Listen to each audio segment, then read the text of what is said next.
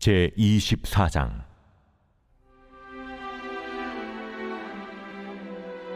바벨론의 느부갓네살 왕이 유다 왕 여호야김의 아들 여고냐와 유다 고관들과 목공들과 철공들을 예루살렘에서 바벨론으로 옮긴 후에 여호와께서 여호와의 성전 앞에 놓인 무화과 두 광주리를 내게 보이셨는데, 한 광주리에는 처음 익은 듯한 극히 좋은 무화과가 있고, 한 광주리에는 나빠서 먹을 수 없는 극히 나쁜 무화과가 있더라.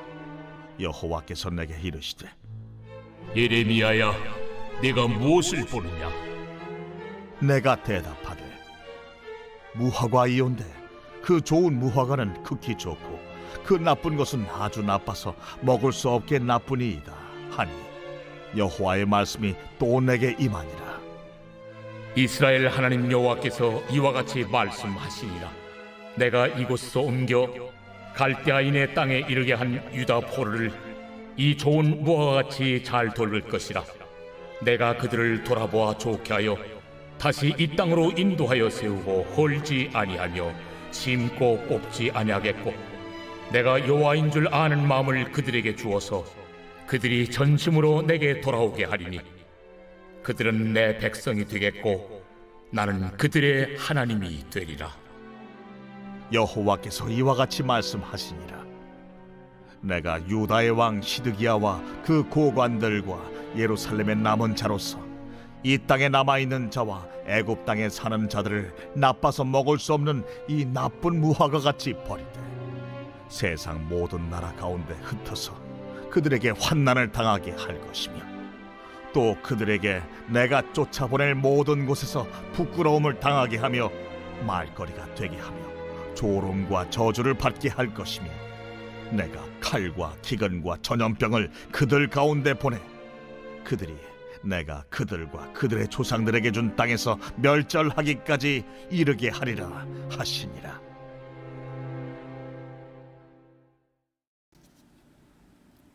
샬롬, 여러분 반갑습니다. 오늘도 큐티로 여는 기막힌 하루입니다. 이 시간 우리에게 허락하신 본문은 예레미야 24장 1절부터 10절까지 말씀이고요. 제목은 무화과 두 강줄이 환상입니다. 요즘 계속 간간히 비가 내리고 있죠. 점점 가을이 무르익어가는 것 같습니다. 덩달아 과일들도 맛을 더해가고 있는데요. 본문에 등장하는 무화과를 맛있게 먹는 계절의 끝이 와 있기도 합니다. 무화과는 날씨가 온화한 곳에서 잘 자랍니다.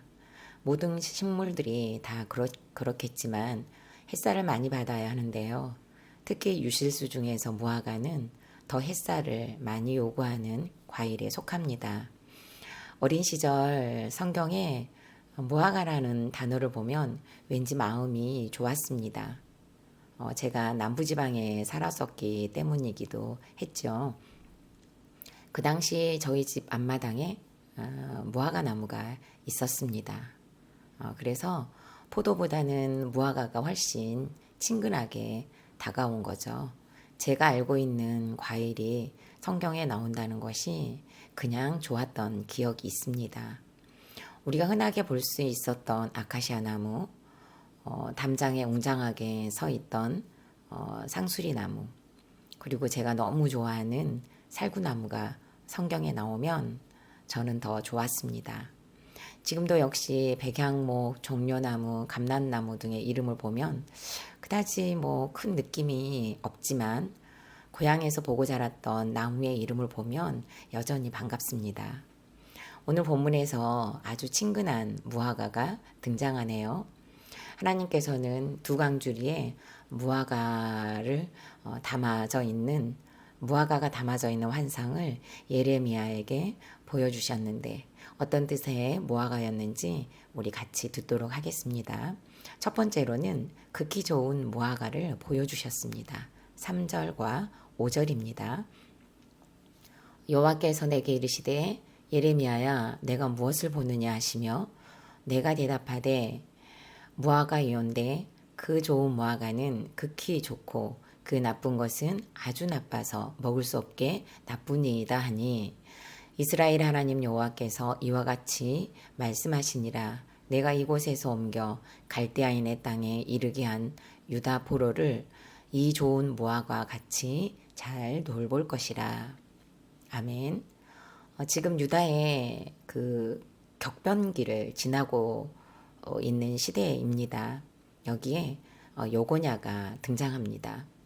그는 유다의 19번째 왕이었습니다.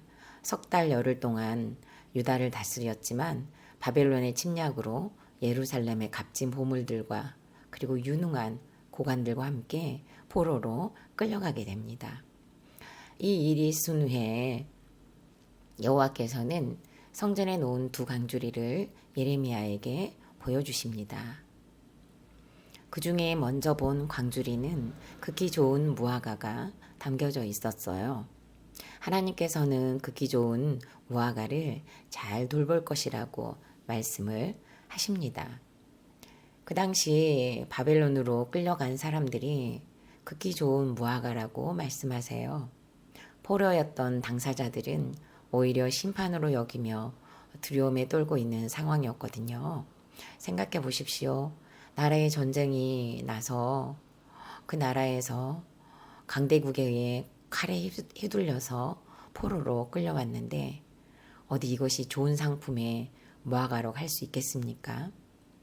지난주 수요일 본문에서는요. 21장 9절에서 이렇게 말씀하십니다. 이 성읍에 사는 자는 칼과 기근과 전염병에 죽으려니와 너희를 애워싼 갈대아인에게 나가서 항복하는 자는 살 것이나 그의 목숨은 전리품같이 되리라고 하십니다. 항복해서 전리품이 되는 길밖에는 살 길이 없었습니다. 지금 하나님께서는 항복하는 자에게 살 길을 열어주셨고 전리품같이 되게 하셨습니다.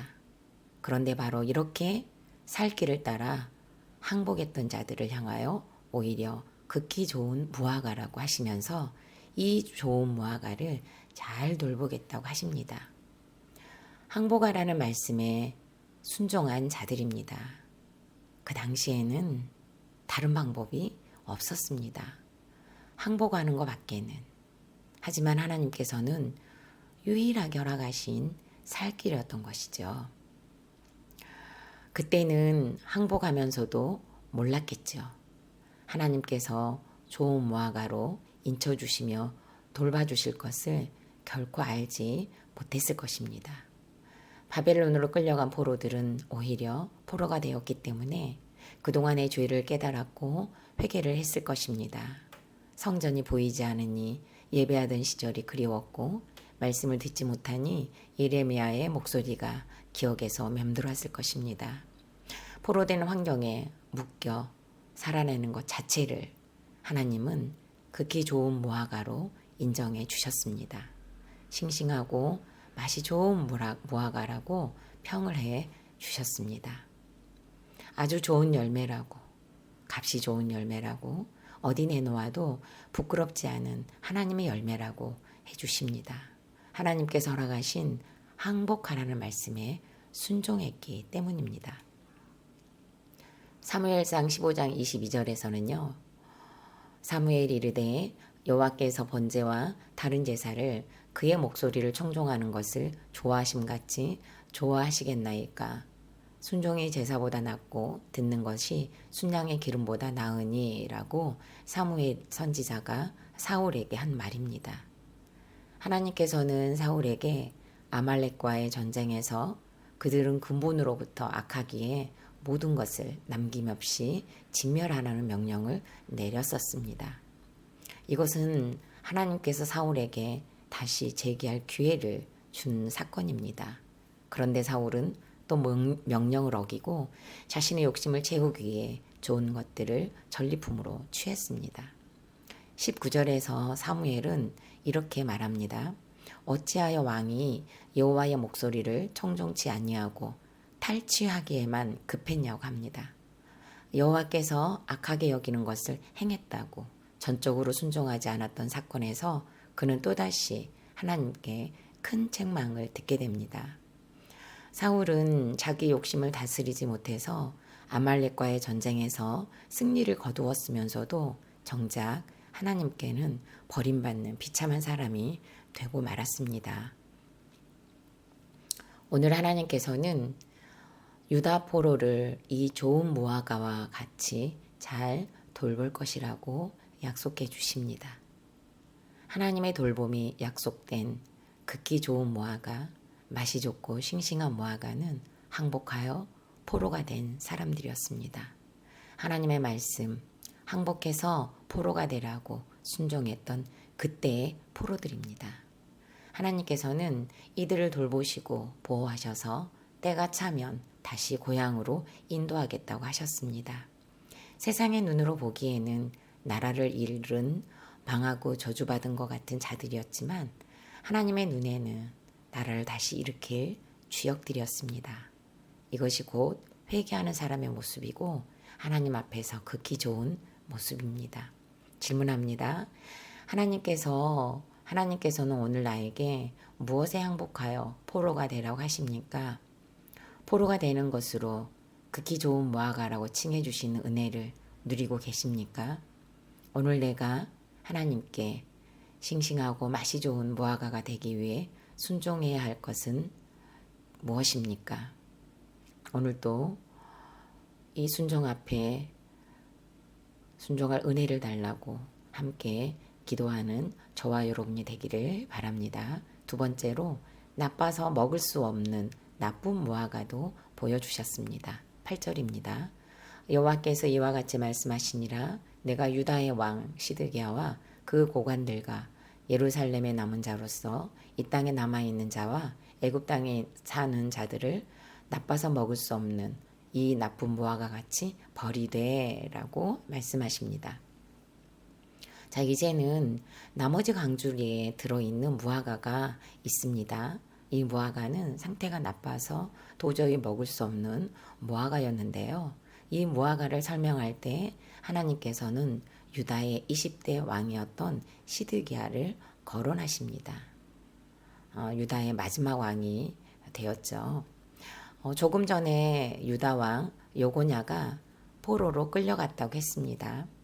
시드기야는 요고냐의 삼촌이었습니다.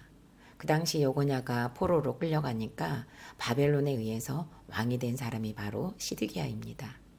그리고 백성들 중에서 돈이 있는 사람들은 예루살렘의 정세가 기우는 것 같으니까 미리부터 애굽이 더 안전하다고 생각하면서 이민을 갔던 사람들도 있었습니다. 하나님께서는 시드기야와 함께 있던 고관들과 그리고 남은 자들 또한 애굽으로 이민을 갔던 자들을 일컬어 나빠서 먹을 수 없는 나쁜 무화과라고 하십니다. 이 당시에 이들은 본인들이야말로 하나님께 선택받아 살아남은 자들이라고 생각했을 겁니다. 포로로 비참하게 끌려간 친구나 친척, 이웃들이야말로 심판을 받은 자들이고 자신들은 본향에 남아있으니 택자들이라고 여겼을 거예요. 사실 이때라도 회개하고 여호와 하나님께 돌아왔으면 좋으련만 이들에게는 70년 동안 바벨론 왕을 섬겨야 하는 더 엄청난 형벌이 기다리고 있었습니다. 시드기야는 다윗의 왕조는 망하지 않는다는 것만 믿었고 바벨론이 쳐들어왔을 때도 예레미야에게 사신을 보내면서 너는 우리를 위하여 여호와께 간구하라. 여호와께서 혹시 그의 모든 기적으로 우리를 도와 행하시면 그가 우리를 떠나리라 라고 하면서 간절함도 긴급함도 없습니다. 오히려 그동안에는 찾지 않다가 욕심으로 기적만 행하시는 하나님을 찾는 모습을 보였습니다.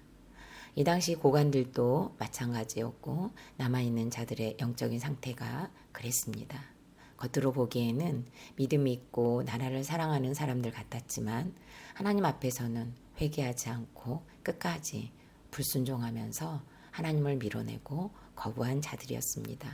곧 회개할 기회를 놓친, 싱싱함을 놓쳐서 골아버린 상태, 썩어서 도저히 먹을 수 없고 고약한 냄새만 풍기는 지극히 나쁜 무화과의 모습일 뿐이었습니다. 저는 어제 설교 중에 딸과 함께 지나온 시간을 간증으로 나누었었습니다. 지금도 딸은 우울증의 포로가 되어 있고 불안도 높습니다. 어제처럼 비가 오는 날이면 움직이는 것을 굉장히 여전히 힘들어하고 밖으로 나가는 것은 더 힘겹게 느끼는 것 같습니다. 그럼에도 도시락을 싸서 밖으로 나가는 적용을 하고 있는 중입니다. 어제는 나갔어도 오늘은 또 나가지 못할 수도 있습니다. 하루하루가 보통의 시간을 보내는 것이 그리 쉽지는 않습니다. 그러나 딸은 고등학교 시절을 우울증의 포로가 되어 피투성이라도 살아있으라는 인사말을 주고받으며 지나온 시간을, 그리고 지금도 여전히 우울감의 포로가 되어 있지만 이제는 딸의 입에서 엄마, 나는 어릴 때부터 친구가 없었잖아요. 그런데 하나님께서 친구를 많이 주셔서 소통하고 노는 즐거움을 알았더라면 저는 지금 완전히 하나님을 떠났어도 아주 멀리 떠났을 것 같아요. 라는 고백을 하고 있습니다. 하루에 있던 순간순간의 사건을 묵상하고 하나님께서 주신 사건이라는 것을 고백해 주고 있습니다. 언젠가 딸에게 신우야, 하나님은 너에게 아주 귀한 선물을 주셨는데 그것이 우울증 같아 라고 했더니 엄마, 누군가 우리 이야기를 들으면 이상한 모녀라고 할 것 같아요. 엄마는 우울증을 선물이라고 말하고 듣는 딸은 진짜 선물같이 생각하니까요. 라는 이야기를 한 적이 있습니다. 우울증의 포로가 되었기에 그나마 공동체에 붙어있는 무화과가 되게 하셨습니다. 비록 예배가 온전히 회복되지는 않았지만 목장을 생각하고 목장에 물으려고 하는 마음을 하나님께서 주셨다고 믿습니다. 말씀이 있는 공동체가 없었다면, 죄를 고백하는 은혜가 없었다면 저희 모녀는 분명 싱싱함도 잃어버리고 썩어서 먹을 수 없는 지극히 나쁜 무화과가 되었을 것입니다. 고난으로 포로되게 하시고 고난으로 묶여있는 동안 그나마 죄를 보고 회개할 수 있는 시간을 선물로 받았기 때문에 정말로 그 시간이 있었기에 오늘 저희 가정에 좋은 무화과라고 위로해 주시는 것 같아 너무너무 감사가 됩니다. 질문합니다. 공동체를 무시한 채 내 마음대로 고집부리고 있는 일이 있습니까? 오늘 내가 살아있는 이유가 회개할 기회라면 어떻게 하시겠습니까? 우리 모두 썩어서 냄새나는 죄를 고백하고 회개함으로 하나님 나라에 필요한 맛있고 싱싱한 무화과가 되기를 간절히 기도하는 이 시간이 되시기를 바랍니다. 10월 23일 보석 상자입니다. 나는 성부, 성자, 성령이 총동원되어 택한 사람입니다. 나는 성부가 택하시고 성령이 도와주시는 신분입니다. 성자 예수님께서 나를 위해 죽어주심으로 생명보다 귀한 사랑을 받은 신분입니다. 그렇게 엄청난 신분이기 때문에 대단한 고난 가운데 있어도 고단한 나그네 길이라도 은혜와 평강이 더욱 많을지어다 라는 인사를 할 수 있고 받을 수 있습니다. 아멘. 다 같이 기도드리겠습니다. 살아계신 하나님, 예레미야에게 극히 좋은 무화과와 극히 나쁜 무화과를 보여주셨습니다. 딸은 우울증과 무기력, 자해와 자살소동을 벌이는 시간의 포로가 되어 죽을 것 같았던 사건이 있었습니다. 현관에서 딸을 학교로 보내며 삐뚤성이라도 살아있자 라는 인사를 서로 주고받았던 참으로 처참한 시간이었습니다. 그런데 그 시간을 지나고 보니 우울증과 무기력의 포로로 있는 동안 그나마 말씀 볼 수 있었고 그나마 기도할 수 있었고 그래서 예배에 붙어갈 수 있었습니다. 지금도 여전히 약을 먹고 살고 있지만 그때의 시간을 해석받아 하나님께서 허락하신 사건이었다고 고백할 수 있는 것은 은혜입니다. 결코 스스로 좋은 모아가가 될 수 없었지만 포로로 있는 동안 버티게 해주셨고 견디게 해주셨기에 하나님께서 하셨습니다. 하늘가족 공동체가 하나님께서 허락하신 환경과 사건에 묶여가는 것으로 포로되어 말씀으로 해석받고 살아내게 하여 주옵소서. 포로가 되는 것만으로도 극히 좋은 무화과라고 칭해 주신 은혜를 누리게 하여 주시옵소서. 10월 27일에 있을 대한민국의 복음의 역전을 이루는 연합예배를 통해 건강한 가정, 건강한 나라를 만들어가는 한국교회가 되도록 은혜를 주실 줄 믿습니다. 예수님의 이름으로 기도드립니다. 아멘.